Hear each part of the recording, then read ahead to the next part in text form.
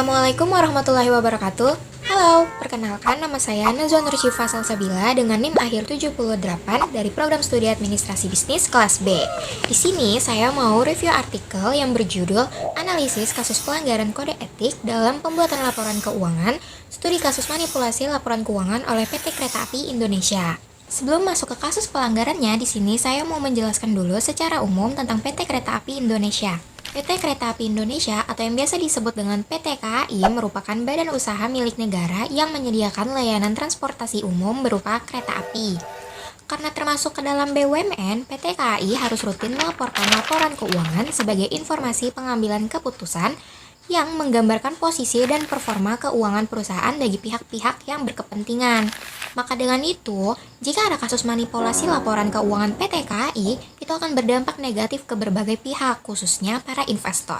Pada tahun sebelum 2004, pengauditan terhadap laporan keuangan PT KAI dilakukan oleh Badan Pemeriksaan Keuangan. Namun, pada saat tahun 2004 ada perubahan, yaitu pengauditan laporan keuangan tidak hanya dilakukan oleh BPK, tetapi juga dilakukan oleh akuntan publik.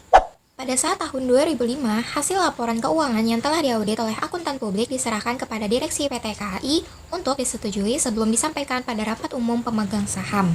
Namun, Dewan Komisaris PT KAI, Hekinus Manao, sekaligus Direktur Informasi dan Akuntansi Direktorat Jenderal Perbendaharaan Negara Departemen Keuangan, ia menolak menandatangani laporan keuangan yang telah diaudit oleh akuntan publik Esmanan karena menemukan beberapa kejanggalan. Lalu dilakukanlah pemeriksaan terhadap kantor akuntan publik Esmanan kurang lebih selama 2 tahun. Setelah itu terkuaklah kasus manipulasi laporan keuangan PT KAI. Kasus pemalsuan ini melanggar kode etik akuntan yang menegaskan bahwa laporan keuangan harus disampaikan dengan integritas dan jujur agar menjaga kepercayaan masyarakat. Hal ini juga mengakibatkan kerugian pada banyak pihak.